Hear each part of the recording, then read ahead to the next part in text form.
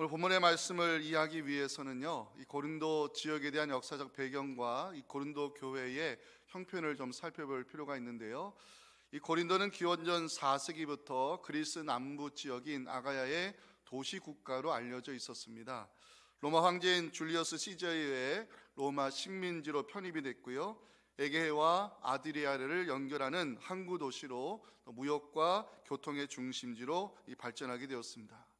기원전 27년경에 로마 제국에 의해 아가야의 수도가 되었고요. 다양한 인종, 문화, 종교가 유입되면서 고린도는 국제 도시로 부상하게 되었습니다. 고린도는 신전이 많았는데요. 대표적인 신전이 이 사랑의 여신으로 알려진 아프로디테 신전에 1000명의 여사제들이 상주하면서 매춘 행위를 벌인 곳으로 유명했습니다.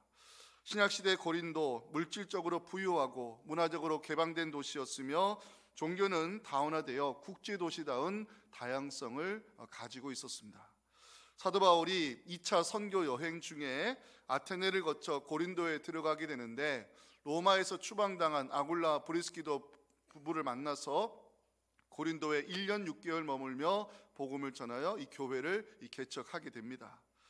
그런데 고린도 교회는 문제가 많은 교회였습니다.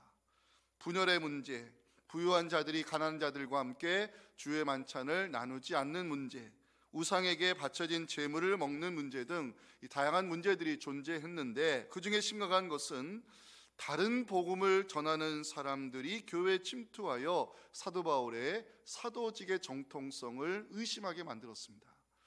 교회에 들어와 다른 복음을 전하는 사람들을 용납한 문제에 대해서 사도 바울이 고린도후서 11장 4절에서 책망하고 있습니다. 만일 누가 가서 우리가 전파하지 아니한 다른 예수를 전파하거나 혹은 너희가 받지 아니한 다른 영을 받게 하거나 혹은 너희가 받지 아니한 다른 복음을 받게 할 때에는 너희가 잘 용납하는구나. 문제는 거짓 사도들이 고린도 성도들로 하여금 바울의 사도직을 의심하게 만들었다는 데 있습니다.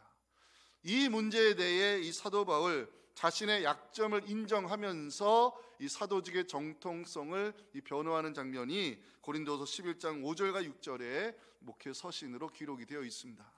나는 지극히 크다는 사도들보다 부족한 것이 조금도 없는 줄로 생각하노라. 내가 비록 말에는 부족하나 지식에는 그렇지 아니하니 이것을 우리가 모든 사람 가운데서 모든 일로 너희에게 나타내었노라. 사도 바울이 변호하는 이유, 교회에 침투하여 다른 복음을 전하는 이 거짓 사도들이 체험하지도 않은 계시와 환상을 자랑하면서 성도들을 잘못된 길로 인도하고 있었기 때문입니다. 이 문제를 위해 사도 바울은 14년 동안 누구에게도 알리지 않았던 자신이 직접 체험한 환상과 계시에 대하여 언급하기 시작합니다. 1절 보시면 무익하나마 내가 부득불 자랑하노니 주의 환상과 계시를 말하리라.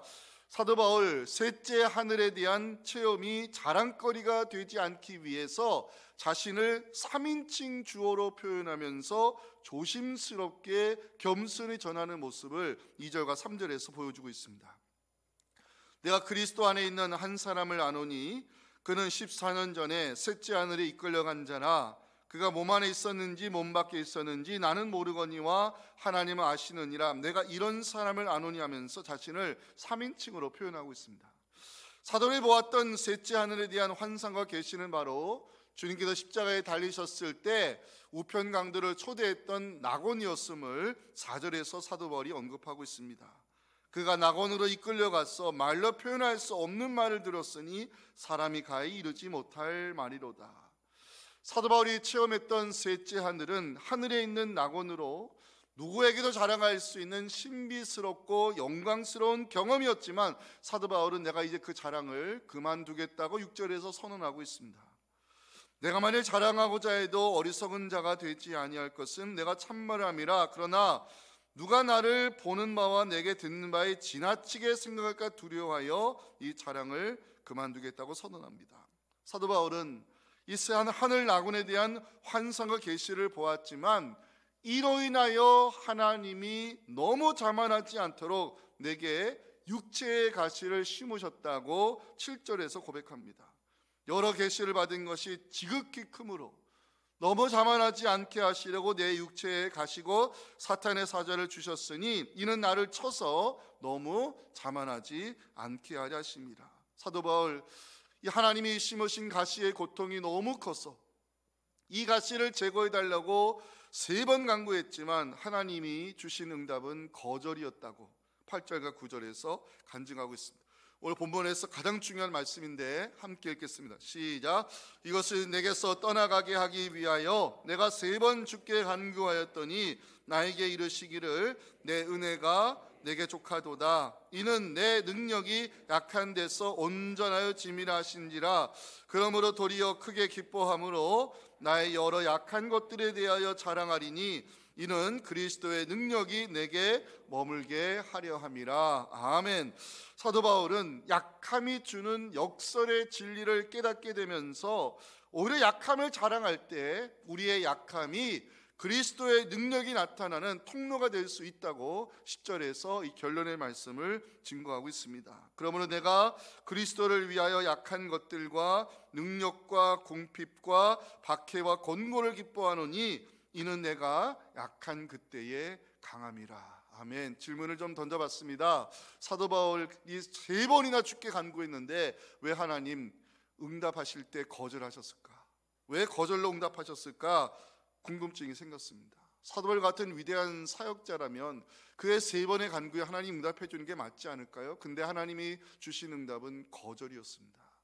2번째 질문, 사도 바울 왜 약함을 자랑한다고 말하는 것일까? 약함이 정말 자랑거리가 될 수 있을까? 이 질문을 던지며 오늘 우리가 함께 드려야 할 메시지가 있음을 설교 준비하면서 알게 되었습니다. 첫째 주시는 메시지는 이것입니다. 약함이 주는 유익이 있다고 이 사도 바울이 우리에게 귀한 말씀을 전합니다. 사도 바울이 체험했던 셋째 하늘에 대한 환상과 계시는 14년 전에 일어난 사건입니다. 1절에 환상과 계시가 나오죠. 환상은 눈으로 보는 것을 뜻하고요, 계시는 눈으로 보는 것뿐만 아니라 눈에 보이지 않는 것까지 포함하는 단어입니다. 바울이 보고 들었던 환상과 계시는 하나님이 사도에게 주신 특별한 선물로 해석할 수 있습니다. 자, 2절과 4절 한번 보시면 이끌려라는 단어가 2번이나 언급되고 있어요. 이끌리다, 헬라어로 잡아채 가다 이런 뜻인데 자신의 의지와 상관없이 사도 바울은 하나님의 손에 이끌려 누구도 체험하지 못한 셋째 하늘, 낙원의 신비를 체험하게 되었다고 고백하고 있습니다. 이것은 누구에게도 자랑할 수 있는 엄청난 사건이었지만 사도 바울은 14년 동안 간직하고 있다가 바울의 사도직을 의심하는 고린도 성도들에게 처음으로 밝히면서 자신을 감추고자 겸손히 3인칭으로 표현하고 있습니다. 2절 보실까요? 내가 그리스도 안에 있는 한 사람을 아노니 그는 14년 전에 셋째 하늘에 이끌려간 자라. 사도 바울은 낙원에 대한 신비한 체험을 간증하면서 그러나 이제는 내가 그 자랑을 그만두겠다고 6절 마지막에서 선언합니다. 누가 나를 보는 바와 내게 듣는 바에 지나치게 생각할까 두려워하여 그만두노라. 사도 바울이 셋째 하늘에 대한 이 환상과 계시를 왜 그만두려 하는 것일까? 고린도 교회의 문제와 연관이 있습니다. 고린도 교회는 사도 바울이 떠난 이후에 다른 복음, 다른 예수, 다른 영을 전하는 거짓 사도들로 인하여 혼란의 시간을 겪고 있었습니다. 거짓 사도들은 자신이 체험하지도 않은 환상과 계시를 자랑하면서 성도들을 미혹하고 있었고 급기야 고린도 교회를 개척한 바울의 사도직을 의심하게 만들었습니다. 이 소식을 들은 사도 바울, 14년 동안 간직하고 있던 셋째 하늘에 대한 환상과 계시를 전하면서 혹시 고린도 성도들이 이 환상과 계시를 듣고 지나치게 생각하여 자신을 신격화할 것이 두려워 그만두겠다고 선언하고 있습니다. 왜냐? 고린도 교회에 침투한 거짓 사도들, 체험하지도 않은 환상과 계시를 늘어놓으면서 자신을 우상화시키는 작업을 진행하고 있었기 때문입니다. 문제는 낙원에 대한 체험 이후에 하나님께서 사도 바울에게 육체의 가시를 심으셨다는 사실입니다. 하나님이 육체의 가시를 심으신 이유가 7절에 나오지요. 여러 계시를 받은 것이 지극히 크므로 너무 자만하지 않게 하시려고 내게 육체의 가시를 주셨는데 이는 나를 쳐서 너무 자만하지 않게 하려 하심이라. 하나님이 육체의 가시를 허락하심은 너무 자만하지 않게 하시기 위함이었다고 사도 바울이 2번이나 언급하고 있습니다. 자만하다는 단어를 찾아봤습니다. 헬라어로 위로 들어 올리다 이런 뜻입니다.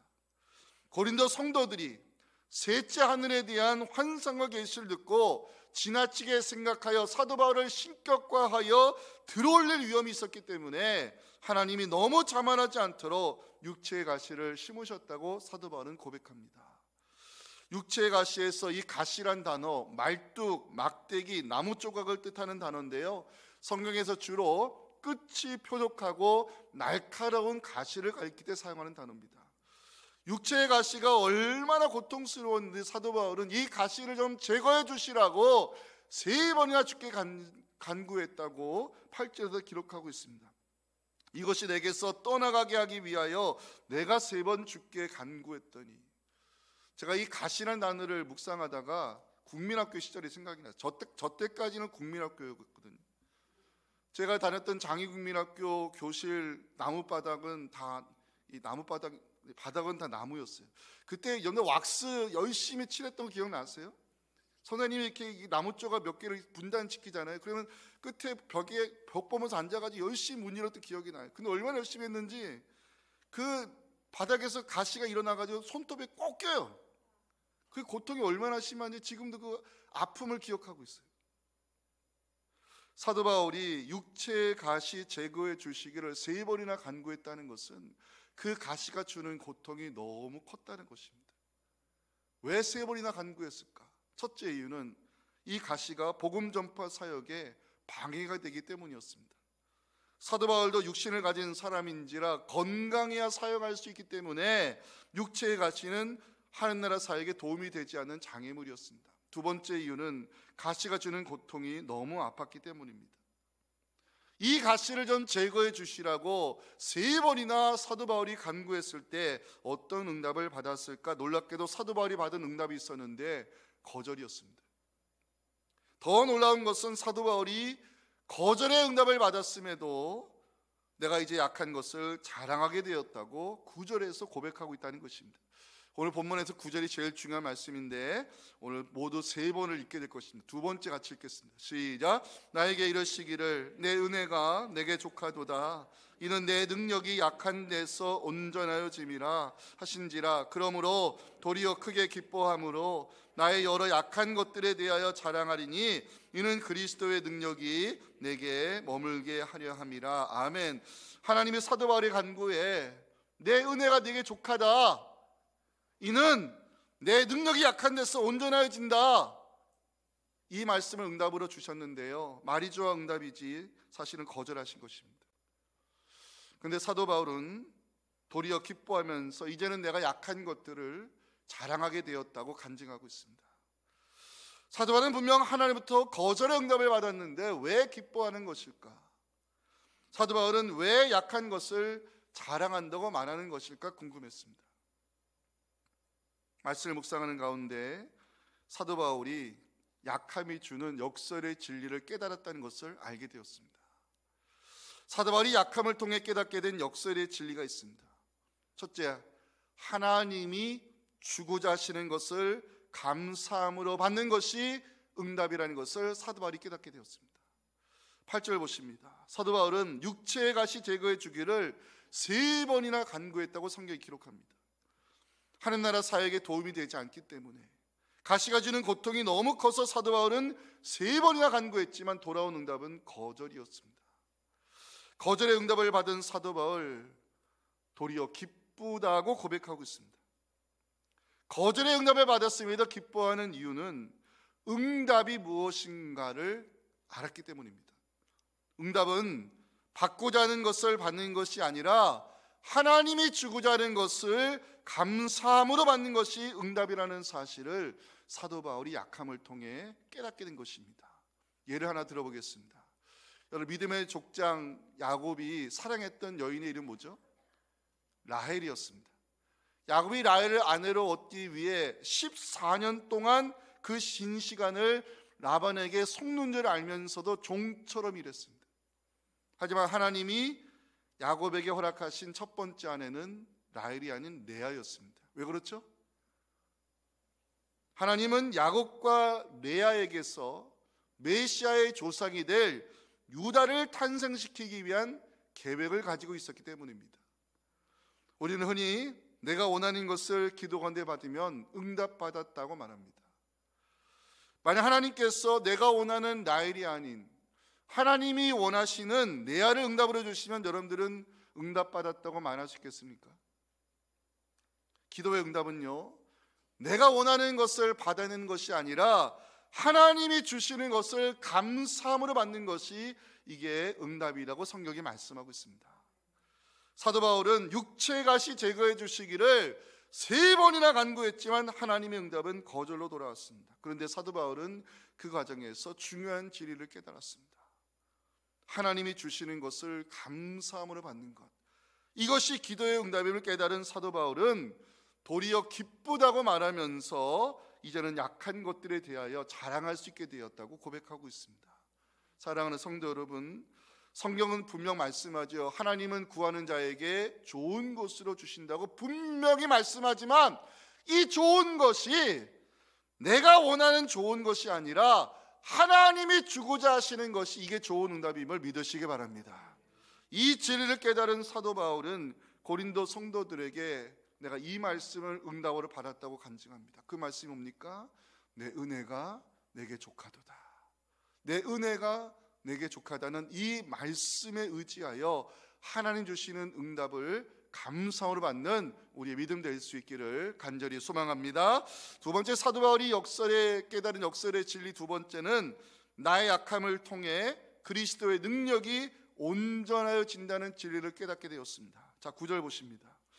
사도 바울은 내 은혜가 내게 족하도다. 이는 내 능력이 약한 데서 온전해짐이라. 이 말씀을 응답을 받았다고 기록하고 있는데요, 내 능력이 약한 데서 온전하여짐이라, 이 말씀의 의미가 무엇인가 깊이 고민해 보았습니다. 먼저 온전하다는 단어를 찾아봤습니다. 이게 헬라어로 완전하게 하다, 완성하다 이런 뜻이었습니다. 하나님의 능력이 사람의 약함을 통해 완성된다는 말씀인데 우리는 그 예를 아브라함과 사라를 통해 확인할 수 있습니다. 지난 수요 예배 시간 때 하나님이 사람의 모습으로 천사들과 함께 아브라함을 찾아가신 장면을 살펴봤습니다. 하나님이 아브라함을 찾아가신 이유가 있습니다. 창세기 18장 10절의 말씀을 들려주기 위해서였습니다. 그가 이르시되 내년 이맘때 내가 반드시 내게로 돌아오리니 네 아내 사라에게 아들이 있으리라. 이것은 하나님이 아브라함과 사라에게 선포하신 축복의 말씀입니다. 그런데 놀랍게도 아브라함과 사라는 그 말씀을 들었을 때 비웃음으로 반응했습니다. 아브라함과 사라가 비웃는 이유가 있습니다. 이미 아브라함의 몸은 자식을 생산하기에는 너무 나이가 많아 늙었고 사라는 폐경했기 때문에 아이를 갖기에는 그 몸이 불가능을 선언하고 있었습니다. 하지만 하나님 이 날을 기다려 오셨습니다. 사람의 가능성이 완전히 사라지는 날, 그날이 바로 하나님의 능력이 사람의 약함을 통해 완성되는 날이었기 때문에 하나님은 그날을 기다려 오셨습니다. 하나님은 아브라함과 사라의 몸에 남아있는 그 사람의 가능성이 완전히 사라지는 그날을 24년 동안 기다려 온 것입니다.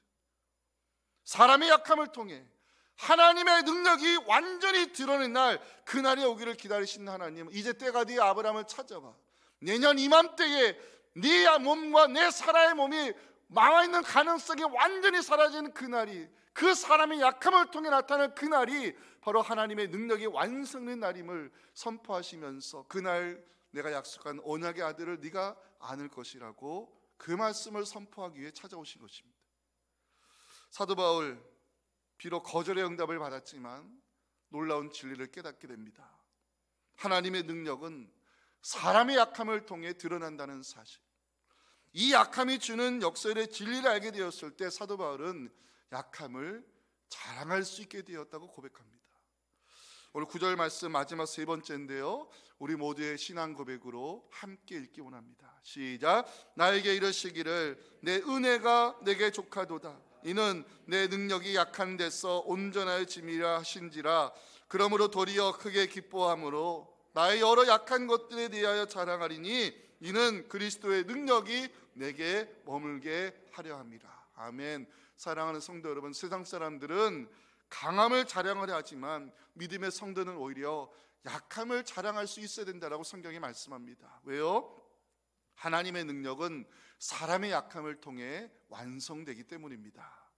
약함을 자랑하는 여러분들에게 온전하게 하시는 그리스도의 능력이 나타날 수 있기를 주님의 이름으로 축원합니다. 자, 두 번째 마지막 메시지입니다. 함께 읽겠습니다. 시작. 우리의 약함이 그리스도의 능력이 나타나는 통로가 될 수 있습니다. 본문을 묵상하면서 개인적으로 은혜 받았던 말씀이 있었습니다. 9절 마지막에 나오는 나의 여러 약한 것들에 대하여 자랑하리니 이는 그리스도의 능력이 내게 머물게 하려 함이라. 이 말씀에 제가 은혜 받았습니다. 사도 바울은 약함이 주는 역설의 진리를 깨닫게 되면서 약함은 숨길 것이 아니라, 감출 것이 아니라 오히려 자랑하고 감사할 제목임을 이 고린도 성도들에게 외치고 있습니다. 세상 사람들 보면 강함을 좋아하는 것 같아요. 강해 보이기 위해 있는 척, 아는 척, 가진 척, 없는 척 다 합니다. 왜 그럴까요? 강해 보이자는 것은 이 사회적 동물인 사람이 가지고 있는 본능인 것 같아요. 근데 이 강해 보이는 본능이 사람뿐만 아니라 동물, 바다의 생물에게도 있어요. 위험 상황이 감지되면 몸짓을 불리거나 털을 세우거나 가시를 뻗치는 것은 자신을 강하게 보이기 위한 본능이라 해석할 수 있습니다. 근데 사도 바울은 나는 오히려 약함을 자랑할 수 있게 됐다고 전하고 있습니다. 약함이 자랑거리가 될 수 있을까? 이 질문에 사도 바울은 그렇다고 대답하고 있습니다. 약함이 자랑거리가 될 수 있는 이유, 약함이 감사의 제목이 되는 이유는 그리스도의 능력은 약함이라는 통로를 통하여 나타나기 때문입니다. 말씀을 묵상하는 가운데 질문을 던져봤습니다. 그리스도의 능력이 약함이라는 통로를 통해 나타나기 위해서 나는 무엇을 해야 될까? 이 질문을 던지며 이 세 가지를 성도들과 함께 나누고 싶은 마음이 들었습니다. 그리스도의 능력이 나의 약함을 통해 나타나기 위해서는 첫 번째는 인정해야 됩니다. 인정. 그리스도의 능력이 우리의 약함을 통해 나타나기 위해서는 먼저 인정해야 됩니다. 뭘 인정합니까? 나에게 약함이 있다는 것, 내게는 약점이 있다는 것, 나에게는 연약함이 있다는 것, 이것을 인정하는 데서부터 시작해야 하는 것입니다. 사도 바울도요, 내게 육체의 약함이 있다고 인정한 적이 있습니다. 갈라디아서 4장 13절부터 보면 약함을 인정하는 사도 바울의 솔직한 모습을 보게 되었습니다. 내가 처음에 육체의 약함으로 말미암아 너희에게 복음을 전한 것을 너희가 아는 바라. 너를 시험하는 것이 내 육체에 있으되 이것을 너희가 없이 여기지도 아니하며 버리지도 아니하고 오직 나를 하나님의 천사와 같이 또는 그리스도 예수와 같이 영접하였도다. 너희의 복이 지금 어디 있느냐? 내가 너희에게 증언하는데 너희가 할 수만 있었더라면 너희의 눈이라도 빼어 나에게 주었을 것이다. 사도 바울 자신의 약함을 인정했습니다. 사도 바울이 인정하는 육체의 가시가 무엇일까? 성서학자들은 간질 또는 안질 아니면 이 언어장애였을 것으로 추정하고 있습니다. 중요한 것은 사도 바울이 자신의 약함을 인정했다는 것입니다. 약함을 감추거나 부인하거나 숨기려 하지 않고 인정했을 때 하나님은 사도 바울을 긍휼히 여겨주셨고, 약함 속에 임하시는 그리스도의 능력을 힘입어 사도 바울 선교 현장에서 귀신을 쫓아내고 십자가의 복을 선포하며 교회를 개척하는 하늘나라 사역자로 성경에 남을 수가 있었던 것입니다. 두 번째, 그리스도의 능력이 약함을 통해 나타나기 위해서는 우리는 두 번째, 나를 하여금 너무 자만하지 않게 하시는 하나님께 감사를 드릴 수 있어야 하는 것입니다. 약함이 감사의 제목이 될 수 있을까? 많은 사람들이 약함이 있다는 것을 부끄러워하지 자랑하지는 않습니다. 그런데 사도 바울은 약함이 감사의 제목이 될 수 있다고 자신에게 이야기합니다. 그 이유는 그 약함 때문에 내가 자만하지 아니하고 겸손의 자리를 지킬 수 있기 때문입니다. 또 하나의 이유가 있습니다.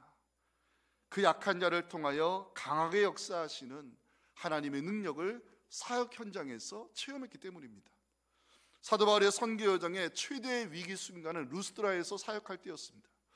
루스드라에서 복음을 전하는데 유대인들이 이고니온과 안디옥에서부터 쫓아와 가지고 사도 바울의 사역을 방해하는데 그냥 방해하는 것이 아니라 돌로 쳐 죽이려 했습니다. 사도행전 14장 19절 보면 유대인들이 안디옥과 이고니온에서 와서 무리를 충동하는데 그들이 돌로 바울을 쳐서 죽은 줄 알고 시외로 끌어내치니라.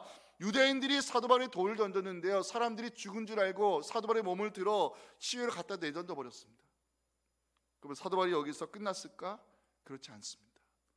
사도행전 14장 20절에 중요한 단어 하나가 들어가 있습니다. 함께 읽어봅니다. 제자들이 둘러섰을 때에 바울이 일어나 그 성에 들어갔다가 이튿날 바다와 함께 더비로 가서, 일어나다는 단어가 나오죠. 헬라어로 죽은 자가 다시 살아나는 부활을 설명할 때 성경이 사용하는 중요한 단어가 여기 나옵니다. 사도 바울은 선교 현장에서 죽은 자도 살리시는 하나님의 능력을 체험한 것입니다. 사도 바울을 일으켜 세운 것은 바로 약함 속에 임하시는 그리스도의 능력이었습니다. 사도 바울이 약함을 감사의 제목으로 삼는 이유, 첫째, 이 약함이 있기 때문에 너무 자만하지 않고 겸손의 자리를 지킬 수 있음에 감사를 드렸습니다. 두 번째, 이 약함 속에 임하시는 그리스도의 능력을 사역 현장에서 체험했기 때문입니다. 약함을 감사의 제목으로 삼는 여러분들에게 약한 자를 일으켜 세워주시는 하나님의 능력이 우리 삶에 나타날 수 있기를 간절히 소망합니다. 세 번째, 그리스도의 능력이 나의 약함을 통해 나타나기 위해서 나는 무엇을 해야 될까? 세 번째는 그 약함을 자랑할 수 있어야 됩니다. 오늘 본문에 가장 많이 나오는 단어가 있죠. 자랑이란 단어입니다. 세상 사람들 강함을 자랑합니다. 하지만 사도 바울은 나는 약함을 자랑한다고 고린도후서 11장 30절에서 고백하고 있습니다. 함께 읽어볼까요? 내가 부득불 자랑할진대 내가 약한 것을 자랑하리라. 아멘. 약함을 자랑한다는 것이 무엇을 의미할까 고민하는 가운데 메디슨 이분이 지은 시 속에서 제가 약함을 자랑한다는 것이 무엇인가에 대한 답을 얻게 되었습니다. 이 시를 읽어드리고 오늘 설교 맺도록 하겠습니다. 나의 하나님, 나는 육체의 가시에 대하여 감사하지 못했습니다. 내게 주신 장미꽃에 대해서는 수천 번 감사했지만 주님이 지워주신 가시에 대해서는 단 한 번도 감사하다는 생각을 한 적이 없습니다. 고난을 통하여 나를 새롭게 빚어가시는 주님, 저에게 가시가 주는 유익을 가르쳐 주시고 지금 내가 흘리는 눈물이 감사의 제목이 되게 하옵소서. 이제는 고난당한 것이 내게 유익이 됨을 알게 하시고 십자가의 죽음으로 세상을 구원하신 그리스도의 능력을 자랑하는 주의 자녀 되게 하옵소서. 이 메디슨 씨가 지은 시의 결론은 이것입니다. 십자가의 죽음으로 세상을 구원하신 그리스도의 능력. 십자가는 패배자가 달리는 나무요 저주받은 십자가입니다. 세상에서 가장 힘없는 자가 달리는 저주받은 나무에 주님이 달리셨습니다. 하지만 주님은 그 십자가의 죽음으로 세상을 구원하시는 하나님의 능력을 온 사람들에게 증거하신 것입니다. 약함이 자랑이 되지 않는다고요? 그 약함 속에 임하시는 하나님의 능력을 언젠가는 자랑하게 될 것을 믿으시면서 이 약함을 안고 하나님의 능력을 기대하며 살아가는 여러분들에게 약한 자를 들어 위대한 역사를 이루시는 하나님의 놀라운 은혜가 임하기를 주님의 이름으로 축원합니다.